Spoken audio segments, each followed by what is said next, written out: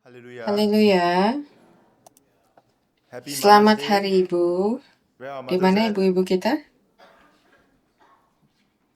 God Allah bless you, memberkati mothers. kalian. Terima Thank you so kasih much atas for all segala that sesuatu you yang do kalian lakukan for the untuk kids, anak-anak, for untuk us as a gereja, church, for our untuk national populasi population. nasional kita.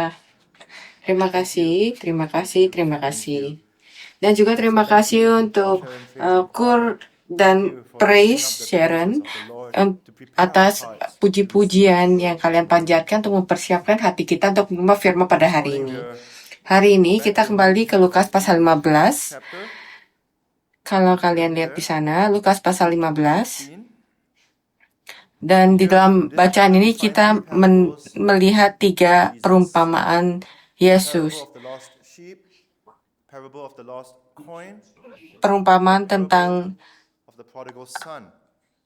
And you recall from last domba yang week, hilang, perumpamaan Jesus tentang koin yang hilang, dan perumpamaan tentang anak yang surrounded hilang. Dan kita lihat kalau Yesus by the tax collectors and disekelilingi the oleh sinners, pemungut pajak dan pendosa, and he dan was ia teaching mengajarkan them, he's ministering to mereka. them. But the Tapi Pharisees and the Farisi scribes, they dan ahli see Taurat this melihat hal happening and ini, they dan mereka mumble bersungut-sungut among di antara mereka themselves, sendiri, saying, mengatakan, "This orang ini man menerima receives orang sinners berdosa dan and makan eats with them." bersama-sama dengan mereka. Dan And Yesus Jesus berpaling kepada turns to mereka, them dan and kepada to mereka them ia speaks mengajarkan these 3 three perumpamaan parables. ini. Last Minggu week we lalu looked kita at the melihat parable of the perumpamaan lost tentang sheep. domba yang hilang. We might call Kamu, these how much more parables? How much more? Because if a jika shepherd seorang gembala loses a sheep and he kehilangan goes seekor after domba it, dan mencari domba find itu it, sampai ia menemukannya, and he ia rejoices, bersuka how much cita. more should Berapa the lebih shepherds of God's people, sukacitanya God's flock, gembala rejoice and umat go after Allah the sheep? dan mencari Today the domba-domba woman itu. Hari ini has 10 wanita silver ini coins and she loses out. memiliki 10 koin lebih dan ia kehilangan 1, dan ia mencari seluruh rumah sampai ia menemukan koin itu, dan saat ia menemukannya ia penuh dengan sukacita. Berapa lebihnya lagi kita harus bersuka cita. Saya bacakan sekali lagi karena ini sangat pendek. Lukas pasal 15 ayat 8 sampai 10. Atau perempuan manakah yang mempunyai 10 dirham, jika ia kehilangan 1 dirham, tidak menyalakan pelita dan menyapu rumah, serta mencarinya dengan cermat sampai ia menemukannya. Dan kalau ia telah menemukannya, ia memanggil sahabat-sahabat dan tetangga-tetangganya, serta berkata, bersukacitalah bersama-sama dengan aku, sebab aku telah menemukan dirham yang hilang itu. Demikian juga aku berkata kepadamu, ada sukacita di hadapan malaikat-malaikat Allah karena satu orang berdosa yang bertobat. Dan Yesus melihat pada mereka selama ini, dan intinya adalah kamu tidak memberikan sukacita kepada surga. Kamu tidak memberikan sukacita kepada surga. Kamu adalah pemimpin dari umat Allah. Kamu adalah penjaga dari bait Allah, rumah Allah. Tapi kamu tidak mencari koin yang hilang itu. Kamu tidak menganggap jiwa manusia berharga. Itu adalah kunci dari masalah ini. Inilah inti masalahnya yang ditargetkan oleh Yesus di sini. Kalau orang Farisi, ahli Taurat, menganggap jiwa manusia tidak berarti. Jadi Yesus menggunakan bahasa mereka. Ia tidak mengasihi jiwa, tapi mereka mengasihi uang kan. Mereka pecinta uang. Jadi Yesus menggunakan uang sebagai ilustrasi untuk memberikan inti masalahnya. Jadi kita akan lihat 3 hal tentang perumpamaan ini. Pertama, nilai dari koin itu. Kedua, pencarian koin itu. Dan ketiga, sukacita perempuan itu ketika menemukan koin itu. Yang pertama, nilai dari koin. Kata koin di sini adalah drachma. Drachma yaitu koin perak seukuran 2 koin 20 sen Singapura. Tapi memiliki nilai upah 1 hari kerja. 1 hari kerja. The Romans had a similar coin. Bangsa Romawi memiliki koin yang sama, yang mirip, disebut denarius. Dan seperti koin lainnya hari ini, bayangkan ya, hari ini kamu ambil koin di tangan kamu dan kamu lihat di tangan kamu, itu apa? You see an Itu ada tulisannya kan? You see on the coin an inscription. Back then, this silver coin, Dan this drachma, di sini, with the pada zaman inscription, itu, koin atau drachma itu memiliki gambar raja atau kaisar, even a atau Greek bahkan god or goddess, dewa-dewa Yunani the inscription. pada masa itu. And Dan kamu ingat apa yang Yesus katakan kemudian ketika orang Farisi datang mencoba menjebak Yesus dengan pertanyaan. Mereka tanya, Yesus, apakah diperbolehkan membayar pajak kepada kaisar, pada Caesar? Apa yang Yesus katakan? show me the coin Tunjukkan for the padaku tax. mata uang untuk pajak itu. Kamu ingat? Dan Yesus tanya pada mereka, gambar siapakah ini? Gambar siapakah ini? Mereka bilang, ini gambar Caesar, kaisar. Apa yang Yesus katakan?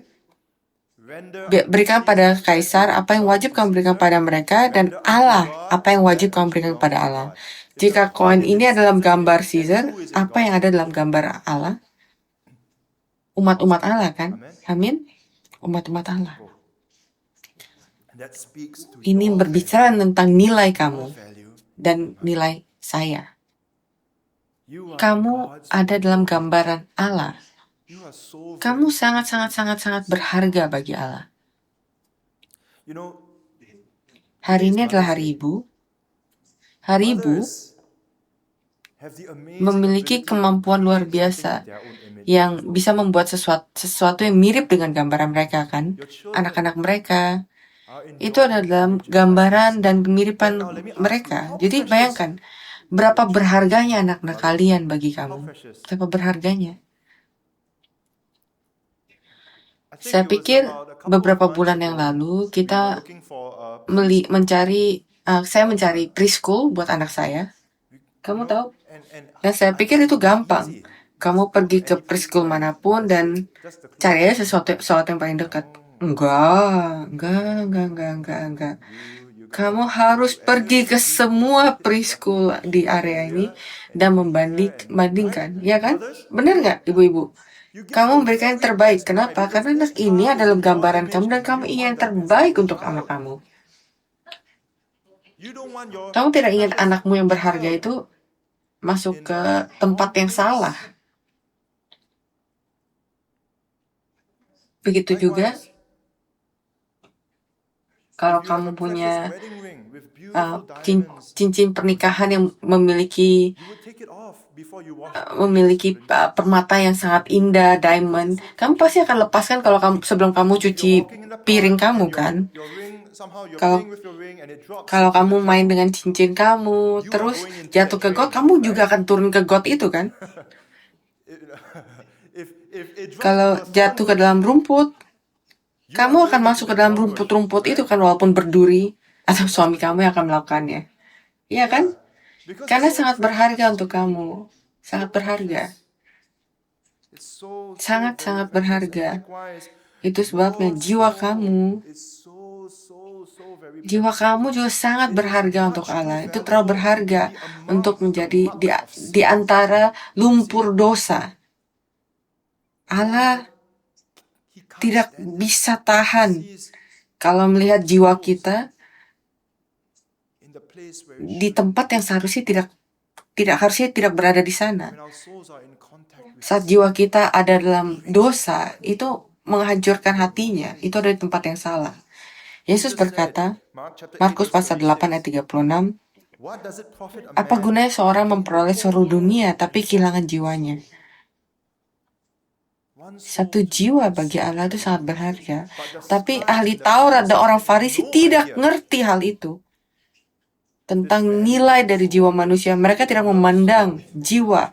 Mereka melihat memungut pajak dan orang berdosa, dan mereka mencoretnya, sesuatu yang tidak penting untuk mereka. Mereka melihat Yesus penuh dengan kasih, kemurahan, belas kasih, kebaikan, dan mereka juga anggap tidak berharga. Orang ini menerima orang berdosa. He receives the sinners. They wrote them Mereka off like that. dihapus seperti itu, tapi di saat yang sama, lihat Yesus. Jesus who Yesus yang meninggalkan tahta surgawinya untuk datang ke dunia ini, full of darkness, penuh dengan kegelapan, penuh dengan dosa. Ia tahu ia akan ditolak. Ia datang. Ia menderita dan ia mati. because Karena he ia saw melihat the value nilai of dari jiwa loves ini. Dan ia your soul. mengasihi He loves jiwamu, your soul. bahkan lebih dari dirimu sendiri. Ia mengasihimu seperti itu. How precious Betapa berharganya each and every one setiap of you. kalian. God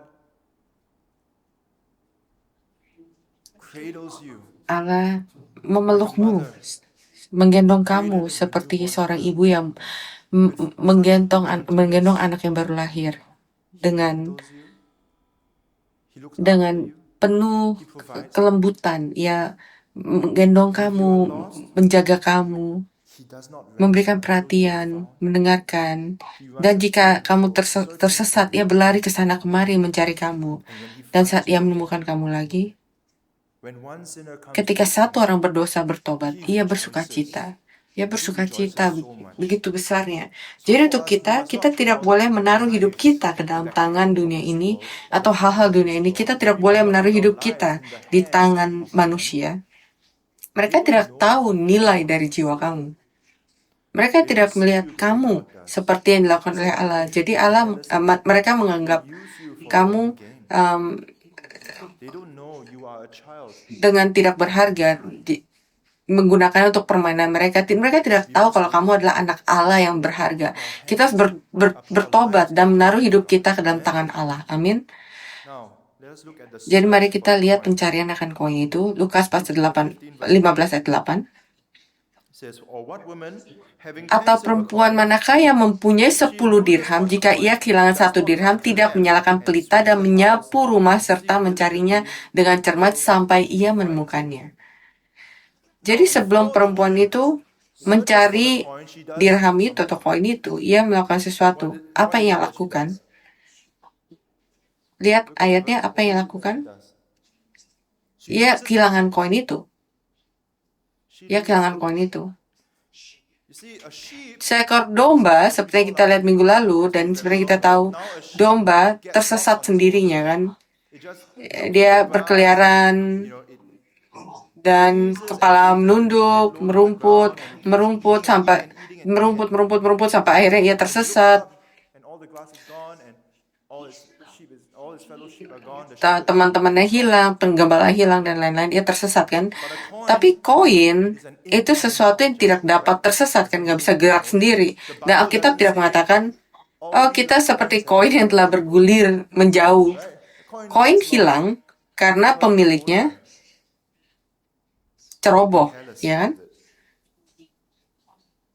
Siapa pemiliknya? Itu perempuan itu. Dan dia kehilangan koin itu. Dan di mana koin itu hilang? Itu hilang di dalam rumah. Di dalam rumah.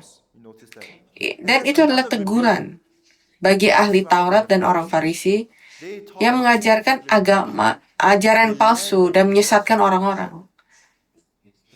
Orang Farisi, mereka menyebabkan kesesatan. Itu ada hukum Allah, dan mereka membuat hukum sebagai perlindungan untuk menjaga hukum itu. Misalnya, speed limit di jalan itu kan 80 km per jam. Orang Farisi akan berkata, kamu harus menyetir di bawah 60 km per jam supaya kamu bisa aman. Dan orang Farisi lain berkata, enggak, kamu harus menyetir dengan kecepatan 40 km per jam supaya lebih aman lagi. Jadi ada hukum di atas hukum di atas hukum. Dan dengan itu, mereka membuat orang-orang Allah itu tersesat.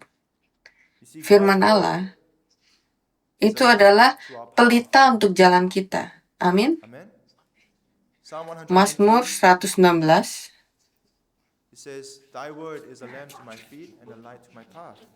But the Pharisees, they snuffed out Firman-Mu the light adalah and covered cahaya themselves. bagi kakiku dan Didn't let terang it untuk shine. jalanku.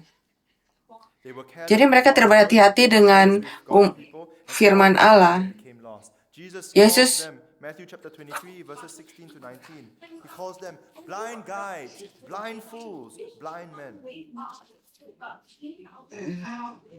They snuffed out the light. And when the light of the world came to them, Mazmur pasal 23 16 sampai 19. accused him, and they tried to snuff him out. They crucified him. And what does Dan this apa yang woman dilakukan do perempuan itu after saat she ia menyadari realized kalau this koin itu woman was hilang? lost? What does she do? Ia menyalakan lampu And she searches dan dia the house. mencari di rumah itu. She lights a lamp and she Ia searches mencari the house. di dalam rumah itu. Pada saat Back then, itu, the rumah orang Galilean Galili pada back saat then itu would tidak have no memiliki windows. Or if it did, jendela, very walaupun small ada, itu windows. juga sangat kecil. And so it was not enough for light to come in. Jadi tidak cukup And even untuk then, mereka it would be masuk, nighttime. There's cahaya no light masuk. at all. Jadi walaupun itu terjadi, itu malam. And it says that she sweeps Dan the dia house. That's a term for jadi dia menyalakan pelita, terus ia menyapu rumah back itu. then, the floor Karena of the house would have been made of beaten earth. It would have been made of beaten earth or even jadi stone. So there are cracks. tanahnya itu bisa You can dari just imagine, right? lantai itu di lantai atau dari batu kan. And goes around the house looking for it. Jadi ia mungkin membawa, jadi nggak mungkin dia cuma nyalakan satu pelita terus dia biarkan gitu. Jadi ia pasti membawa pelita itu kemana-mana mencari untuk koin 20 sen di dalam rumah dia. Dan pada saat itu, sepanjang waktu itu, ia menunduk. Tidak mungkin dia cari dengan kaki dia kan. Ia dalam posisi yang sangat memalukan sampai koin itu ditemukan.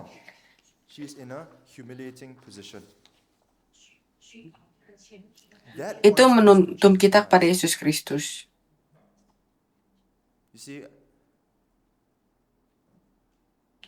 Ketika jiwa itu hilang, Yesus turun dari tahta surgawinya. Dan dalam kerendahan, ia datang untuk mencari dan menyelamatkan yang hilang. Dan dia menderita dan ia mati untuk mencari koin itu.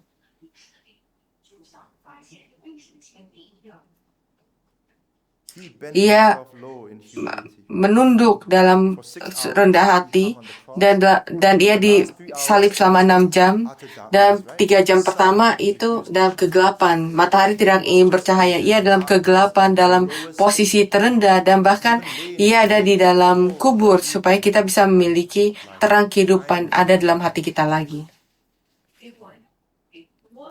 Orang ahli Taurat dan Farisi ketika Yesus disalibkan bersuka cita akan hal itu. Mereka saling memberi selamat atas kemenangan mereka. Tapi Yesus berbaring dalam kubur. Mereka pikir mereka telah mengalahkan orang ini, laki-laki ini. Tapi pada pagi yang ketiga ada gempa bumi yang besar, batu itu digulingkan, dan ada kubur yang kosong. Terang dunia menolak untuk dipadamkan. Ia menolak untuk dipadamkan. Dan apa yang Yesus lakukan? Ia mencari murid-muridnya. Murid-murid yang telah meninggalkan dia. Murid-murid yang telah menyangkal dia. Koin yang hilang. Ia mencari mereka. Ia menemukan mereka kembali dengan cara yang sama. Dan melalui murid-murid ini, gereja lahir. Rumah Allah yang baru dibentuk melalui mereka.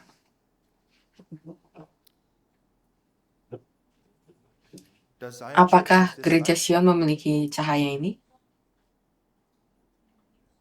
Kita adalah gereja. Kita adalah gereja yang hanya fokus pada firman Allah. Tentu saja kita mencoba yang terbaik dengan puji-pujian, ibadah dan lainnya. Tapi bagian besar dari ibadah kita, yang paling panjang adalah firman Allah. Kita berfokus pada cahaya yang Allah berikan pada kita. Dan saya percaya gereja kita memiliki terang ini, memiliki pelita ini.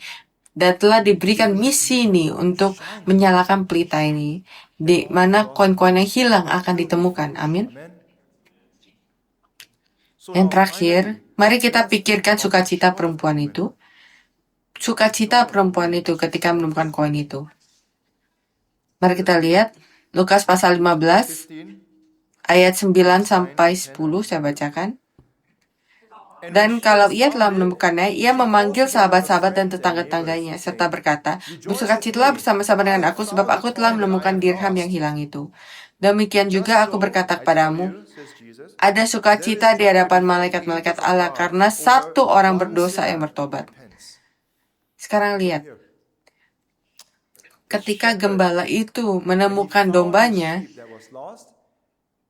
ia bersukacita, sukacita yang besar, lebih besar daripada dituntut oleh situasi itu. Kamu tidak akan pergi mengetok setiap pintu, mencari keluarga dan tetangga, membuat pesta ketika menemukan domba yang hilang, kan? Itu bukan sesuatu yang kamu lakukan. Tapi ini perempuan ini melakukan hal yang sama. Ketika ia menemukan koin hilang itu, ia mencari semua teman-temannya. Dan kata teman dan sahabat-sahabat tangga-tangga itu dalam bentuk feminin. Itu adalah pesta perempuan. Pesta perempuan, jadi tidak ada laki-laki yang boleh datang. Saya akan kembali ke sini lagi, tapi ini sangat penting. Jadi pertanyaannya adalah ini. Apakah Yesus melebih-lebihkan sukacitanya seperti ia melebih-lebihkan sukacita dari gembala itu? Apakah sukacita ini cocok untuk situasi ini atau lebih besar dari yang diharapkan dari situasi ini? Saya pikir, dan saya memiliki alasan di sini, saya pikir sukacitanya itu masuk akal dalam situasi ini. Sangat masuk akal untuk situasi ini. Dan ini kenapa? Lihat soal uang. Uang memiliki sifat ketepatan. 20 sen adalah 20 sen. 20 sen bukan $1. 20 sen adalah 20 sen. Itu memiliki nilai yang pasti. Jadi misalnya kamu punya sapi, dan sapinya itu sangat bagus, sangat kuat dan kokoh, dan kamu ingin menjual sapi kamu untuk 100 drachma atau 100 koin perak. Dan datang pada kamu dan bilang, saya ingin membeli sapi itu. Dan kamu bilang 100. Terus dia bilang, saya hanya punya 70. Jadi apa yang kamu katakan? Pergilah, bekerja sebulan lagi, dan kamu bekerja, dan saya akan berikan kamu 100 drachma. Dia kembali sebulan kemudian, dia bilang, saya punya 99, saya kehilangan 1 koin rumah saya. Terus apa yang kamu katakan? Kembali ke rumah kamu, nyalakan pelita, dan carilah di seluruh rumah kamu sampai kamu menemukan koin yang hilang itu. Dan saya akan jual sapi ini pada kamu 100 drachma. Uang itu tepat. Ia memiliki nilai yang pasti. Jadi perempuan ini kehilangan 1 koin. Berapa banyak yang punya sebelumnya? 10 koin perak. Dan beberapa ahli Alkitab mengatakan ini mungkin tabungan hidupnya. Dan jika ia menemukan 1 koin perak, itu sangat berharga sampai ia membuat pesta. Tapi nggak masuk akal di sini. Nggak masuk akal. Saya tidak bisa bayangkan seseorang mengadakan pesta hanya karena sekarang ia bisa membeli bahan makanan atau baju baru atau tas baru. Saya tidak bisa bayangkan. Kamu tahu apa arti dari 10 koin ini? Ini adalah teori dan saya pikirkan ini adalah benar. Saya pikir 10 koin perak ini adalah maharnya. Atau kamu tahu mahar itu apa? Itu seperti hadiah untuk pernikahan dari pengantin perempuan untuk menikah. Jadi tanpa mahar ia tidak bisa menikah. Jadi ia kehilangan satu koin. Ia tidak bisa menikah sampai ia menemukan koin terakhirnya. Jadi ia mencarinya sepanjang malam. Ia mencari dan ia membawa pelita dengan seluruh jiwa dia yang mencari untuk satu koin ini. Dan saat ia menemukannya, ia sangat penuh dengan sukacita sehingga ia memanggil semua teman perempuannya dan mereka merayakannya dengan pesta. Saya pikir sukacitanya memiliki arti seperti ini dan saya merasa ini masuk akal. Dan kenapa saya berpikir tentang ini teori yang benar? Karena perumpamaan pertama itu tentang gembala dan domba. Kalau kamu pikirkan gembala dan domba, kamu pikir Mazmur 23. Kalau Tuhan adalah gembalaku. Ini tidak sulit untuk kamu tahu kalau gembala ini melambangkan Allah. Tapi kalau kalian lihat perempuan ini, kamu pikir, di mana dia Alkitab Allah memanggil seorang perempuan? Enggak pernah kan? Jadi siapa perempuan ini? Kenapa perempuan secara spesifik? Mari kita pikirkan, di mana di Alkitab atau siapa dalam Alkitab yang digambarkan dengan pronoun perempuan atau feminin? Siapa yang Allah sebut sebagai dengan pronoun yang feminin? Bukankah umatnya? Ia adalah umatnya kan? Dia dan dia, perempuan.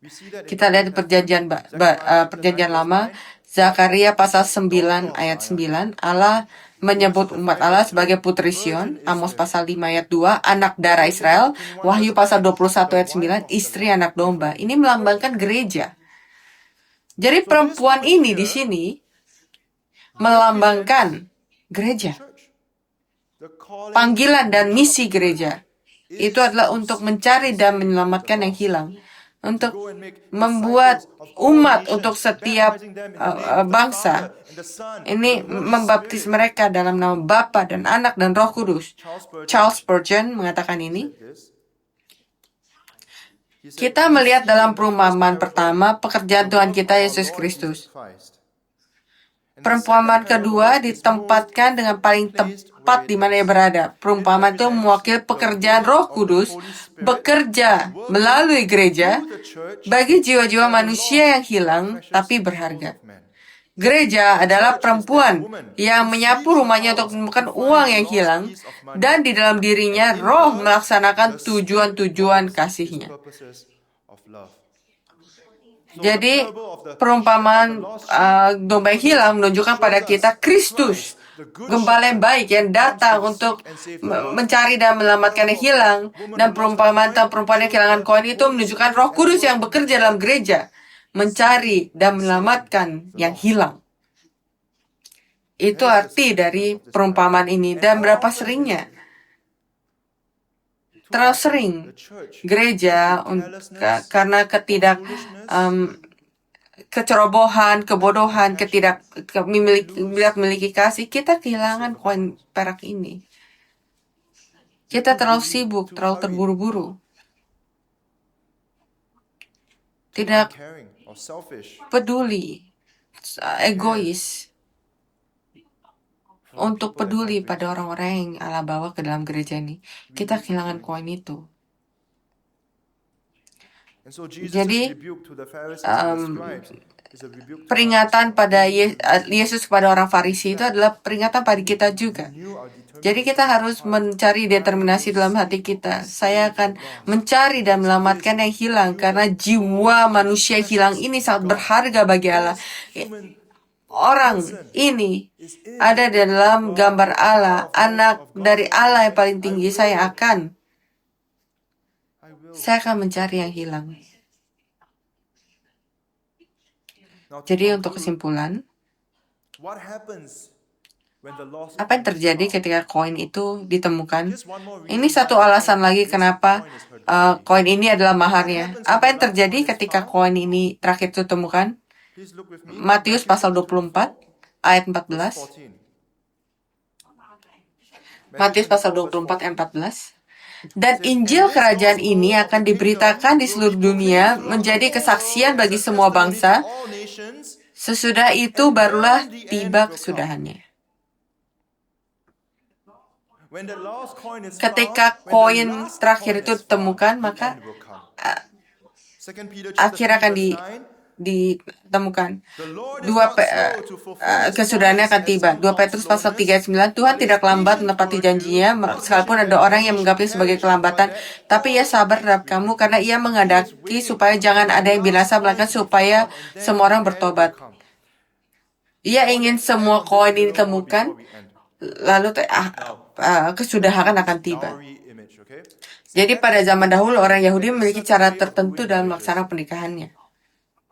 Pertama, akan ada pertunangan atau upacara ikatan antara seorang pria dan seorang wanita. Mereka akan memiliki upacara pertunangan, lalu mereka akan berpisah untuk beberapa waktu. Pria itu akan menyiapkan rumah bagi mereka untuk tinggal, dan wanita itu akan berada di antara wanita-wanita lain, wanita-wanita yang sudah menikah, dan mereka mengajarinya bagaimana menjadi istri yang baik. Dan setelah periode perpisahan ini, yang dapat berlangsung berapa bulan sampai 2 tahun, mereka akan berkumpul lagi dan memiliki pernikahan dan memulai kehidupan baru bersama-sama. Nah, sekarang, pada perjamuan terakhir, Yesus menetapkan ia mengesahkan memberikan dirinya pada perjamuan terakhir. Ia menetapkan perjanjian baru antara dirinya dan umatnya. Di Lukas 22 ayat 20 dikatakan, cawan ini adalah perjanjian baru oleh darahku yang ditumpahkan bagi kamu. Cawan ini adalah perjanjian baru oleh darahku. Dan di kayu salib, ia mengesahkan perjanjian dengan mencurahkan darahnya. Ia mengikat dirinya pada kita. Dan Yesus mati, dan ia bangkit, dan ia naik ke surga. Dan apa yang Yesus lakukan di surga? Apa yang ia lakukan? Yohanes pasal 14 ayat 2-3. Yesus berkata, di rumah Bapakku ada banyak tempat tinggal. Jika tidak demikian, tentu aku mengatakan padamu, sebab aku pergi ke situ untuk menyiapkan tempat bagimu. Dan apabila aku telah pergi ke situ dan telah menyiapkan tempat bagimu, aku akan datang kembali dan membawa kamu ke tempatku, supaya di tempat di mana aku berada, kamu pun berada. Jadi sekarang adalah tempat di mana pengantin pria dan perempuan itu terpisah. Dan sangat sebentar lagi mereka akan berkumpul. Dan kita akan menghabiskan waktu bersama-sama di rumah yang Allah telah siapkan. Jadi ketika koin terakhir ditemukan, ketika mempelai laki-laki perempuan itu siap, bagi suami kekal kita, Yesus Kristus akan kembali. Wahyu pasal 19 ayat 7. Marilah kita bersukacita dan bersorak-sorai dan memuliakan Dia, karena hari perkawinan anak domba telah tiba dan mempelainya telah siap sedia. Jadi maukah kamu bergabung dalam mempersiapkan perempuan wanita ini? Apakah kamu mau bergabung dan mempersiapkan pengantin perempuan ini? Apakah kamu mau menyalakan pelita? Apakah kamu mau membungkukkan diri kamu? Maukah kamu menaati panggilan untuk mencari dan menyelamatkan yang hilang?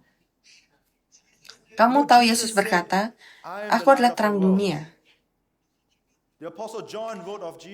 Di Yohanes pasal 1, Rasul Yohanes berkata, ia adalah terang dunia. Tapi di Matius pasal 5, Yesus di dalam khotbah di atas gunung, Matius pasal 5 ayat 14-17, ini dikatakan Yesus. Ia berkata, kamu adalah terang dunia. Kenapa? Karena Roh Kudus ada dalam diri kamu. Apa yang dilakukan oleh Roh Kudus? Yohanes pasal 5 ayat 14 sampai 16. Roh Kudus akan membawa kamu pada kebenaran. Ia akan membuat kamu mengingat firman yang Kristus katakan. Ia menyalakan pelita dalam diri kamu dan kamu akan menjadi terang dunia ini. Kamu gereja akan menjadi terang dunia ini. Kita yang akan menunjukkan terang dari Injil dan kita akan mencari dan menyelamatkan yang hilang. Saya berdoa gereja Sion akan menjunjung tinggi pelita firman Allah ini. Amin. Semoga kita dengan tekun dan cermat mencari dan menyelamatkan yang hilang. Ini adalah misi kita. Apakah kamu mau bergabung? Mari kita berdoa. Bapa, di pagi ini kami datang ke dalam firman-Mu. Melalui firman ini, minggu ini, gereja yang tidak lebih dari 100 orang, Kau telah memberikan panggilan yang luar biasa ini untuk mencari dan menyelamatkan yang hilang. Bapa, kami penuh dengan pikiran dan kecerobohan dan tidak memiliki kasih. Dan Bapa, kami bertobat. Bapa, bantu kami. Bantu kami untuk memiliki ketetapan hati, untuk membawa misi yang telah Engkau berikan pada kami. Dan kirimkan pada kami Roh Kudus, dan tuntut kami dengan keberanian dan kuasa dan otoritas kemanapun kami pergi. Kami bisa menyalakan terang dari kemuliaan Allah. Dan kemana anggota gereja Sion pergi, aroma dan bau dari Kristus bisa tersebar ke seluruh dunia. Bapa, tolong berikan kasih karunia untuk mencari dan menyelamatkan yang hilang. Semoga kita bisa memancing yang hilang dan menjaga gereja sebagai satu gereja. Bantu kami supaya kami bisa siap.